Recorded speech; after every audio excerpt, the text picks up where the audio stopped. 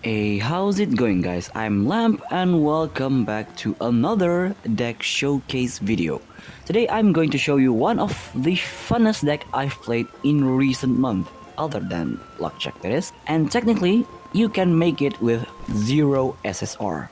It's super cheap and I think it's very powerful.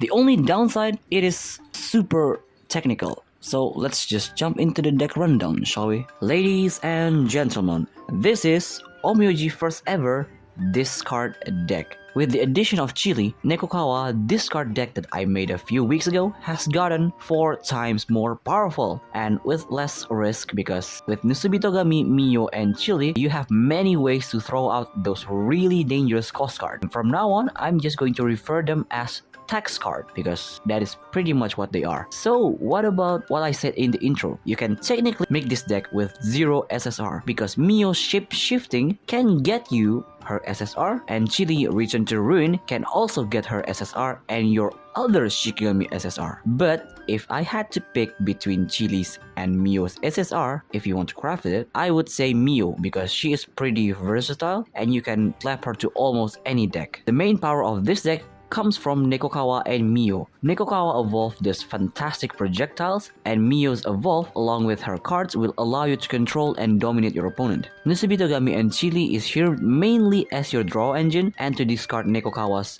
tax card. For your first hand priority, high priority would definitely be Nekokawa's evolve. It will make your matches much easier if you already have it in hand. Then either shape shifting or woman's scorn. Either one will open up access to other Mio's cards. Collaboration Scroll is a really good starter because this card has a first move that will let you clear up the combat zone for Nusubitogami Assault. Then you will use his treasure to discard the tax card. That's pretty much your first turn. And then we have Sever the Tail or Strike the Unprepared. This depends completely on the matchup because you either want to use the discard ability right away or you want to get rid of their blocker. I usually don't give out alternative option that much for high priority to avoid confusion, but with this deck, you really have to think through your strategy the moment you saw your opponent's Shigami lineup. For the optional choice, we have Return to Ruin. This card can also technically be classified as finisher, but if you already at an advantage, you don't really want to activate this. Galloping Dragon, on the other hand,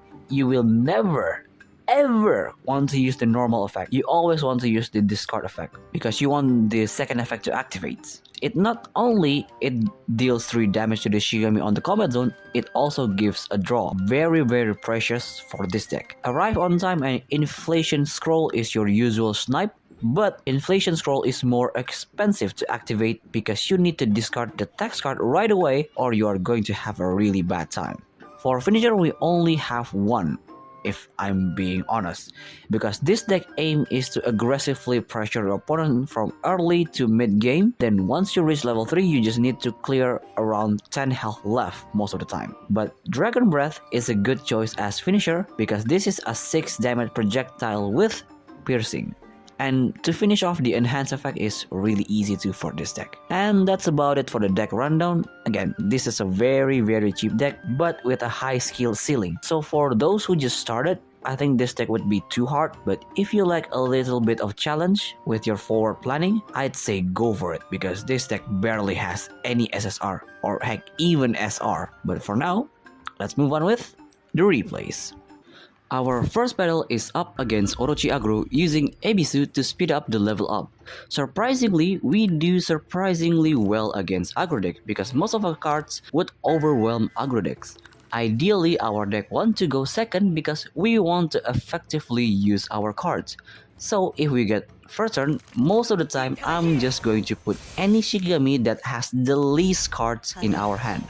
And for level up priority, Chili would be the last one to level up because she needs a while to set up. On their turn, they will activate King Yo's level 1 card to start her invocation, then they attack with Orochi. Okay, that is a very bold move, sacrificing their main play just to defend. On our turn, we can safely take out their Orochi with Collaboration Scroll, then we activate Woman's Scorn to discard the tax card. Then we use Tail Slash to deal 6 damage. The best strategy against that deck is just to pressure them and they will crumble. On their turn, they activate Good Omen on Kingyo. Unfortunately for them, their Kingyo invocation did not activate, so they will pass. On our turn, we discard Mio card and we got Red Flame, so we just use it to snipe their Kingyo. We are missing 1 damage, so we use our Sever the Tail trick effect to kill their Kingyo. Then we'll just attack with Nusibitogami to get a treasure and pass. That is just to have a backup card for our discard. On the turn, they get double level up, so they will level up Ebisu to level 2, use Lucky Bamboo, then Travel. That will level up their Orochi and Ibaraki Doji. That combo is really good, but I'm more impressed that they got 2 of those cards without using a single draw card. On our turn, we're just going to discard one of Chili's Evolve, because we don't really need to. Now here's the important step. The sequence is very important. First we evolve Nekokawa, then activate Shape Shifting, discarding the text card, then we activate Treasure, picking the No Orb effect, we activate Advanced Scroll to get a free draw, then activate our second Shape Shifting, hoping to discard the text card, but I forgot this text card is level 1, so we have to discard Chili's Evolve. 2 random cards just got deleted because of that, so be careful not to be greedy like me.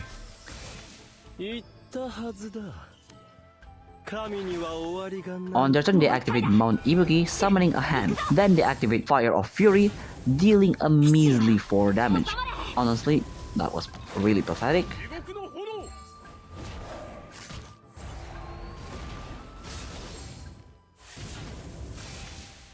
On our turn, we first discard the text card.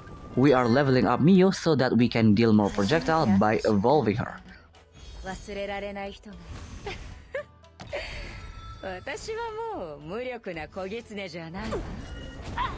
Then we put Daytime Thief on Nusibitogami, that will get a treasure. So of course we activate the No Orb effect. Mio projectile will kill their Ibaraki Doji. Then we activate 2 Seduction, dealing 8 damage. And we top it off with a second Mio Evolve. So in one turn we dealt a total of 20 damage. That is including the damage we dealt to their Shigami. We pretty much got this in the bag. They cannot deal 30 damage in one turn. On their turn, they will turn our Mio into a snake. A bit late for that, don't you think? They wanted to deal 4 damage, but because they haven't assaulted, the dominant effect will reduce it to just 2 damage. That is just sad. Now all we need to do is activate Dragon Breath, but I made another hilarious misplay. I should have targeted Kingyo, but because I targeted the snake, it died and the projectile didn't activate. So we'll just have to punch them with the snake they gave us and win the game. Our second battle is up against Mono Purple Magatsugami. I think we fought this exact same deck last week. It's a good deck, but for my taste, it's a bit too slow. Usually I would suggest not having 2 Nekokawa Evolve in hand, but against purple deck in particular, I think it's going to help you a lot in the long run. Our hand is not looking bad, but definitely not good either. For now, we just want to use Chili as our blocker until we find a better way to break their board. On our turn, we are going to evolve Mio. That will clear the combat zone, but we will have to eat the projectile. Then we assault with Chili again and pass. It's completely fine if she dies because we don't have her cards just yet. On their turn, they will actually just pass. Okay then. Because we drew Chili's Evolve, this changes things a bit. Now we want to assault with Mio. This way, we will trick them to think that we actually have Chili's important card. On their turn, they will revive Kuroka with Lance of Blossom. I think that's a waste of card because he will revive anyway next turn. Then they will activate Feast of the Ancient Calamity, but they did not switch out the Shigami, so that's also a big misplay on their part.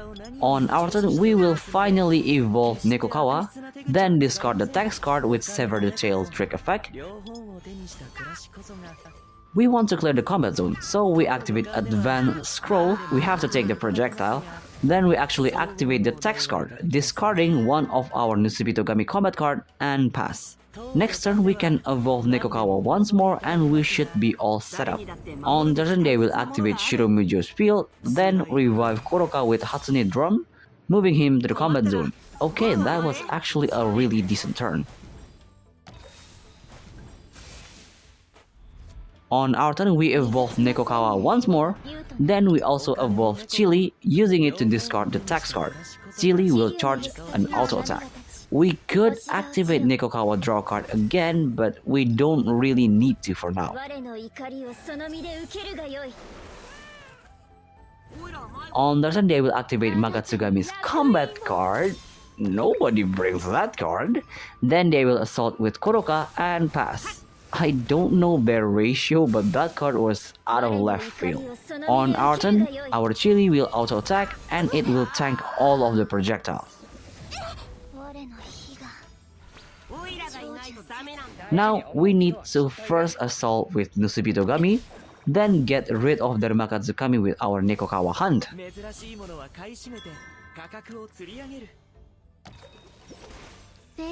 And of course we need to throw out the tax card using our treasure, and with that we got rid of all of their fields. And we managed to stop their veil from spreading for at least 2 turns. On their turn they will evolve Genkuro, and of course they will assault with Koroka. Okay, this field is actually very easy to break.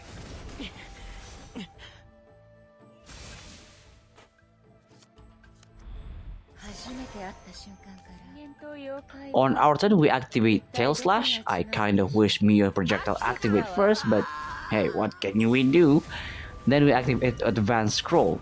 We have to use the tax card because we don't have any discard cards at the moment, and we just finish it off with another evolve Mio, bringing them down to 7 health. I really doubt they can kill Mio unless they have Genkuro's level 3 form.